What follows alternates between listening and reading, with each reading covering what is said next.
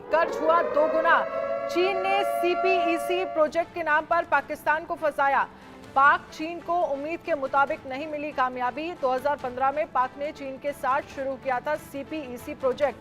2015 में 62 अरब डॉलर के सीपीईसी को शुरू किया गया। 2013 में पाकिस्तान का विदेशी कर्ज 59.8 बिलियन डॉलर था। एक दशक के बाद पाक का कर्ज जो है वो लगभग 124 बिलियन डॉलर से ऊपर हो गया है, यानी कि कर्ज जो है वो दोगुना हो गया है।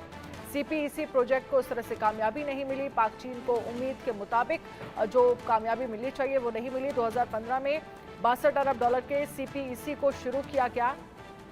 2013 में पाकिस्तान का विदेशी कर्ज 59.8 बिलियन डॉलर था। अब ये बढ़कर जो है वो लगभग दोगुना हो गया है।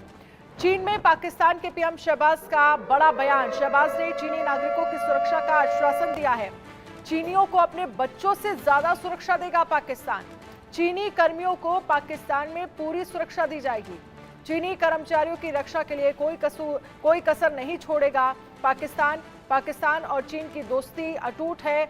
शहबाज शरीफ की तरफ से कहा गया, एक साथ धड़कते हैं चीन पाकिस्तान के दिल। ये शहबाज की तरफ से कहा गया। 5 दिवसीय चीन यात्रा पर पीएम शहबाज शरीफ है। संजीव जी इस पर हमारे साथ बने हुए हैं, विदेश मामलों के जानकार हैं। सबसे पहले तो संजीव जी, इस मामले को लेकर आपसे प्रतिक्रिया जानना चाहेंगे, जो बयान सामने आया है, क्योंकि 5 दिवसीय दौरे पर हैं पाकिस्तान के पीएम शहबाज शरीफ चीन में, जहां पर वो कह रहे हैं क्योंकि पिछले समय में जिस तरह से चीनी नागरिकों पर वहां पर हमला हुआ, कई लोगों की जान चली गई, उस पर पाकिस्तान को लेकर एक तरह से कह सकते हैं कि चीन की तरफ से दबाव बनाया गया कि अगर आप सुरक्षा नहीं दे सकते तो फिर हमारी और आपकी दोस्ती का कोई फायदा नहीं है। प्रोजेक्ट और तमाम धमकियां भी एक तरह से कह सकते हैं कि चीन की तरफ से पाकिस्तान को दी गई। इस बयान को आप कैसे देख रहे हैं? ये देखिए, ये जो बयान है, ये जो जुमले हैं कि हमारी जो दोस्ती है वो पर्वत से भी ऊंची है, समुद्र से भी गहरी है, शहद से भी ज्यादा मीठी है, इत्यादि इत्यादि, ये जो जुमले हैं उसको मैं बिल्कुल भी गंभीरता के साथ नहीं लेता। सच्चाई ये है कि चाइना एक बेहद अवसरवादी राष्ट्र है और वो पाकिस्तान की टेरिटरी का दोहन कर रहा है, शोषण कर रहा है। पाकिस्तान में उसके जो प्रोजेक्ट चल रहे हैं वो उपनिवेशवादी प्रोजेक्ट हैं और बेल्ट एंड रोड इनिशिएटिव का जो एक औपनिवेशिक प्लान है उसी का जो हिस्सा है वो चाइना पाकिस्तान इकोनॉमिक कॉरिडोर है। और उसके तहत चाइना ने पाकिस्तान को बड़ी संख्या में बड़ी मात्रा में लोन दिया है और इस लोन के पैसे में पाकिस्तान अब फंस गया है। पाकिस्तान पहले से ही बैलेंस ऑफ पेमेंट की सीवियर क्राइसिस से जूझ रहा है। हर वर्ष उसे इंटरनेशनल मॉनेटरी फंड में भीख का कटोरा लेकर के जाना पड़ता है और वही जो भीख का कटोरा लेकर के वर्तमान समय में शहबाज शरीफ चाइना पहुंचे हैं और वो ये उम्मीद कर रहे हैं कि चाइना उनसे नाराज नहीं होगा और चाइना जो है उनको कोई डांट वगैरह नहीं पिलाएगा और वो पैसे वगैरह भी उनको दे देगा। तो इस तरीके का ये जो रिलेशनशिप है, ये रिलेशनशिप जिसको कि क्लेम करते हैं कि ये एक समान किस्म का रिश्ता है, मुझे नहीं लगता कि इस तरह का रिश्ता है। ये रिश्ता एक सबऑर्डिनेशन वाला रिश्ता दिखाई देता है, एक बेचारगी लाचारगी पाकिस्तान चाइना के समक्ष दिखा रहा है। और पाकिस्तान की आंतरिक स्थिति आप देखिए तो इतनी ज्यादा दयनीय है कि चाहे वो बलूच लिबरेशन आर्मी हो, बलूच लिबरेशन फ्रंट हो, तहरीके तालिबान पाकिस्तान। ठीक है संजीव जी, आप हमारे साथ रहिएगा। इसी बीच एक और बड़ी खबर आ रही है, इस बड़ी खबर का रुख कर लेते हैं। पाकिस्तान में महिलाओं और बच्चों का हाल बेहाल। पंजाब प्रांत से दिल दहला देने वाली सामने आई है खबर। झूठी शान की खातिर 2 बहनों की बेरहमी से हत्या।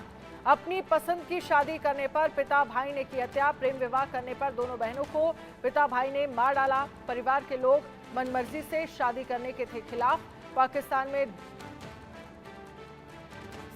झूठी शान के नाम पर होती है हत्या। हर साल झूठी शान के नाम पर 1000 महिलाओं की हत्या होती है। मोहम्मद अली शाह, इस पर मैं आपका कमेंट चाहूंगी।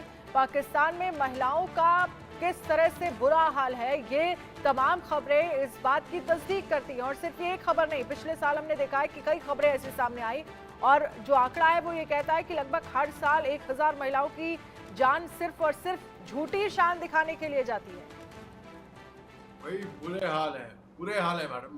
पाकिस्तान में दुनिया जानती है, दुनिया घसाई करती है इनकी, और ये फ्री में एंटरटेनमेंट देते हैं दुनिया को कि भाई वेब सीरीज मत देखो, हमारे पाकिस्तानी न्यूज देखो। डॉन की शायद मार्केटिंग स्ट्रेटजी होगी कि डॉन को पढ़ो। तो पाकिस्तान में जो महिलाओं के साथ होता है, ये कहीं पे इनको शिवलरी नाम की चीज नहीं मालूम इनको।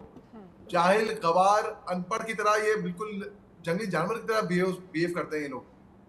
तो इनको ये भी मालूम होना चाहिए कि भाई हिंदुस्तान में महिलाओं के साथ कैसे हम बिहेव करते हैं वो तो अलग है, अलग मुल्कों में वो अलग है।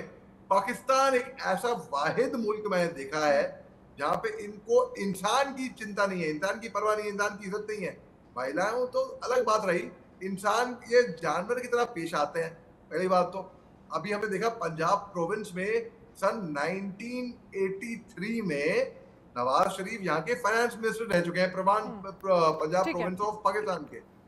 तब ठीक भी है, बुरे इस हाल पर थे। संजीव जी आप से भी देखिए, मैं उनका रिएक्शन चाहूंगी कि महिलाओं को लेकर पाकिस्तान में जो स्थितियां हैं वो जग जाहिर हैं, वहां पर किस तरह से महिलाओं के साथ बिहेव किया जाता है, ये खबरें भी उन बातों की तस्दीक करती हैं। लेकिन इसी में एक और सवाल मैं जोड़ देना चाहती हूं, क्योंकि जो पीओके को लेकर लगातार मांग होती रही, ऐसे में अगर किसी तरह का कोई कदम उठाया जाता है पीओके को लेकर, क्योंकि एक्सपर्ट्स ये मानते हैं कि ये सही वक्त है और जिस तरह के हालात वहां पर बने हुए हैं वो तमाम चीजें फेवर में जा सकती हैं, क्या बड़ी चुनौतियां, क्या बड़े चैलेंजेस हो सकते हैं? देखिए, सबसे पहले तो मैं ये कहूंगा कि ये जो किलिंग्स की आपने रिपोर्ट दिखाई है, ये ऑनर नहीं, ये डिसऑनर किलिंग है। ये महिलाओं के प्रति बहुत गहरा जो एक पाकिस्तान के अंदर जो नफरत का जो एटमॉस्फेयर है उसको दर्शाता है। जी। ये महिलाओं के लिए अपमान की शर्मसार करने वाली बात है और इस तरीके की जो अमानवीय जो व्यवहार को कभी भी इसको स्वीकार नहीं किया जा सकता। हर आदमी इसकी निंदा करता है, मैं भी इसकी निंदा करता हूँ। जहां तक पाकिस्तान ऑक्युपाइड कश्मीर के संदर्भ में आपने प्रश्न पूछा है, देखिए ये बिल्कुल स्पष्ट है कि पूरा भारतवर्ष इस बात के लिए संकल्पबद्ध है। भारत के संसद में ये सर्वसम्मति से प्रस्ताव पास किया जा चुका है बहुत पहले ही कि पाकिस्तान ऑक्युपाइड कश्मीर और ठीक है, गिलगित-बल्तिस्तान का ठीक है भारत संजीव जी, में समय होना की कमी है, चाहिए। माफ कीजिएगा। बहुत बहुत शुक्रिया। और अलीशा